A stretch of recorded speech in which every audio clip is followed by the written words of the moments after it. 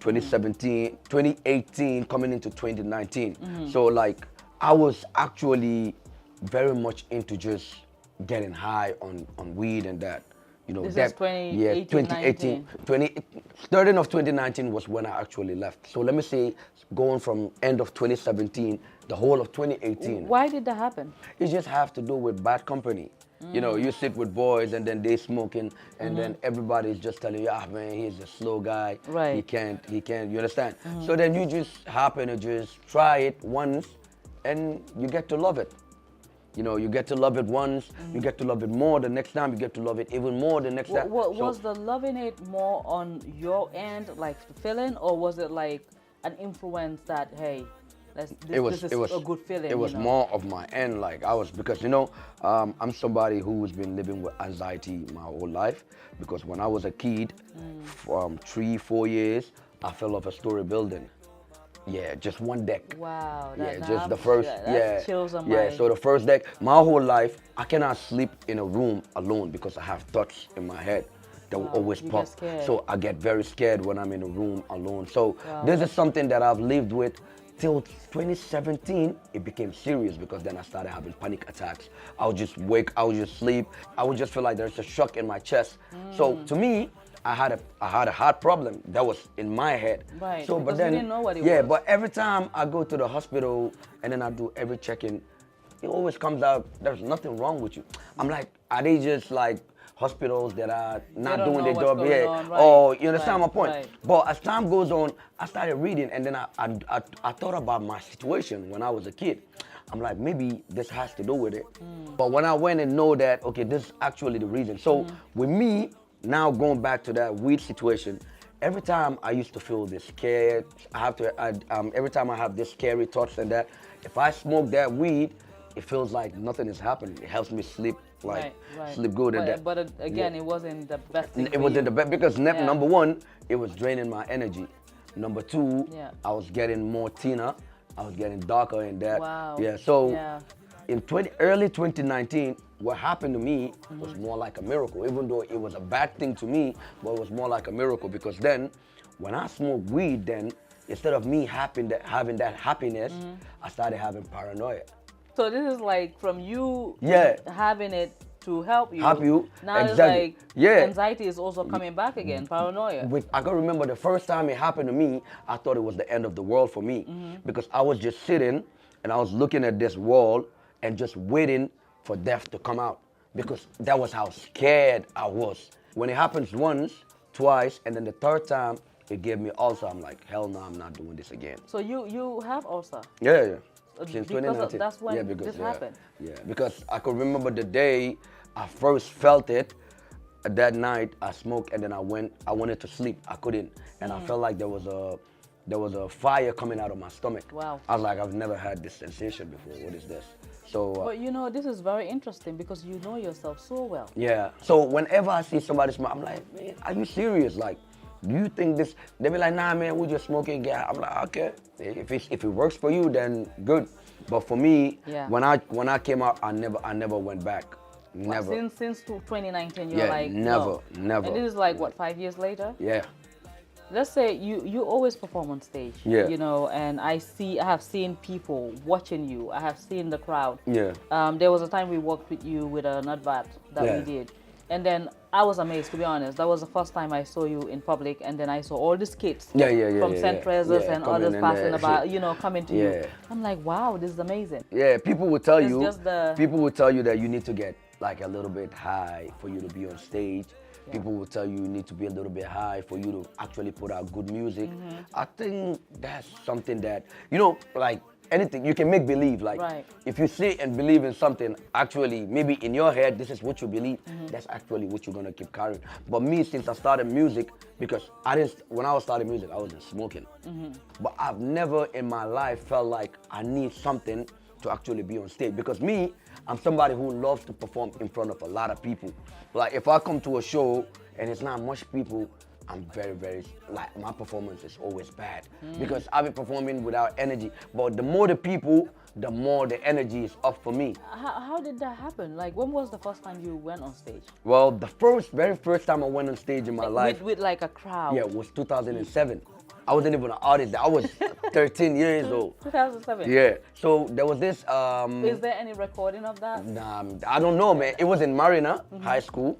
Maybe some people captured Yeah, it. maybe they did, because like it was in Marina High School. They had this competition. Okay. Yeah, this school competition they do. So for like I was just there. I was like to my nephews and cousins to that. I was like, I want to be on this stage. They're like, are you crazy? What are you gonna sing? I'm like, I want to go sing Soulja Boy's Crank That.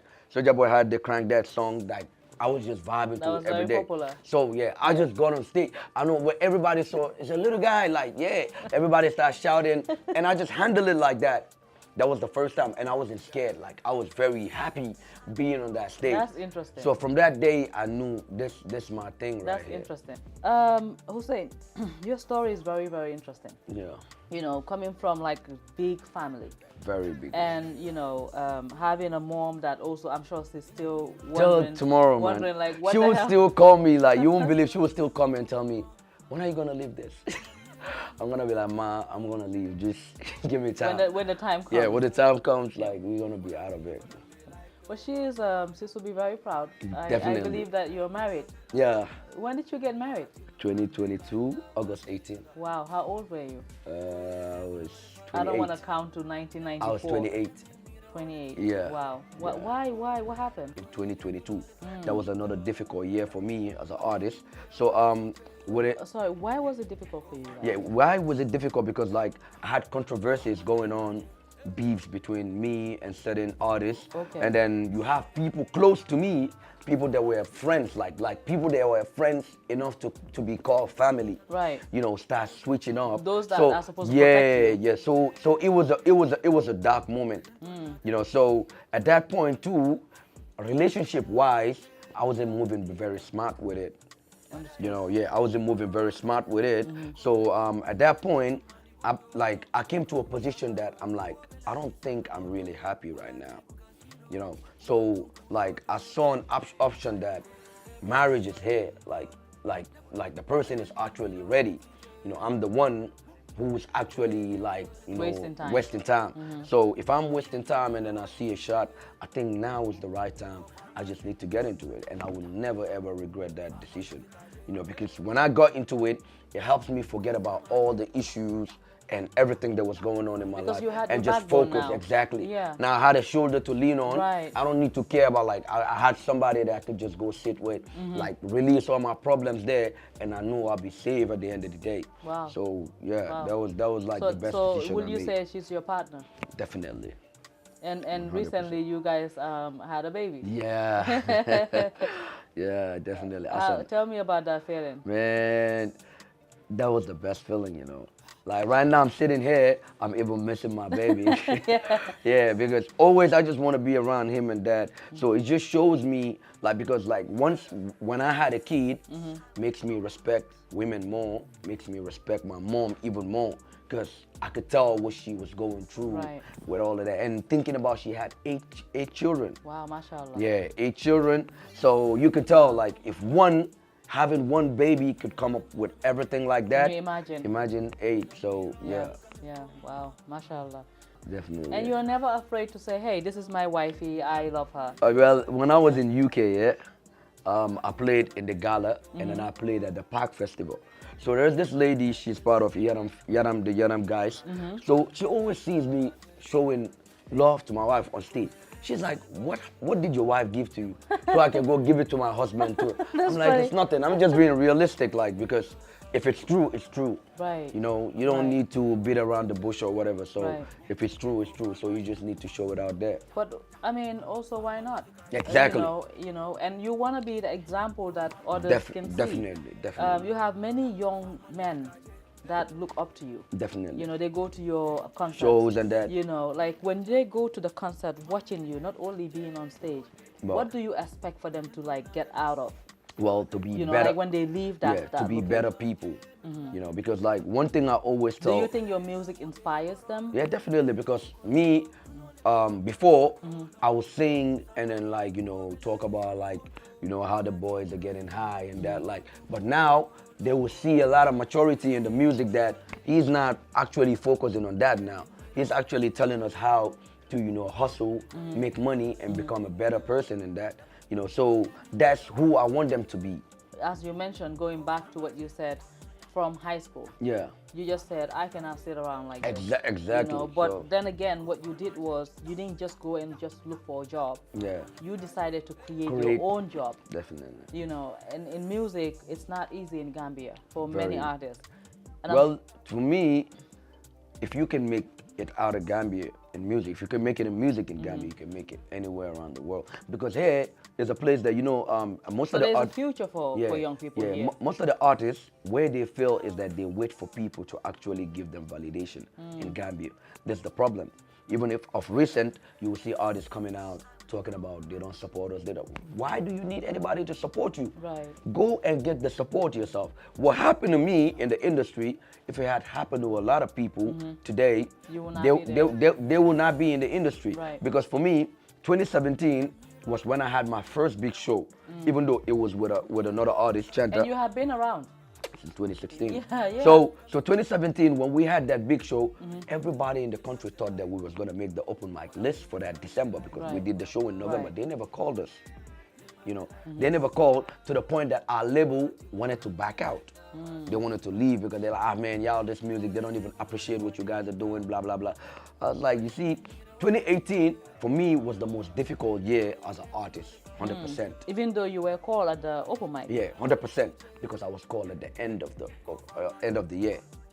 From the starting till that ending was the most difficult year for me as an artist. And that was the year that I was into like weed the most. Right. Because I was always just sad. So the only way for me to be happy was just because then my label, they left. And then, you know, if you were signed to a label, if you were signed to a label and then you put all your eggs in one basket, like you were relying on them too much, that's the kind of problem that happened to me. So do you think many young people are lucky to be signed in a label? I don't think there's a proper label in Gambia though. Maybe in time. Is this something that you're thinking about in the future? Like starting a label? Yeah. Not really. No. Probably, I don't know. Yeah, we'll see about that. So in the future will tell. Yeah, future will tell. Yeah. So in 2018, when the label left, that was in April. You know, I got into a beef with one of the big cats.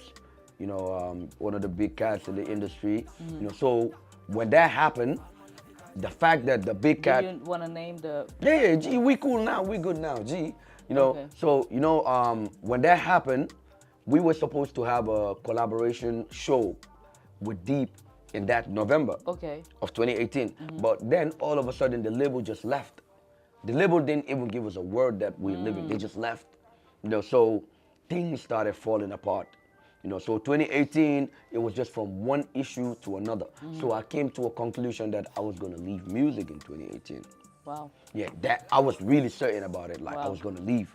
You know, I was gonna leave. You know, because my anxiety started getting more serious, and I felt like it has to do with the music. So. And it wasn't the music. I don't know. It was just things weren't just working. And also, you were smoking.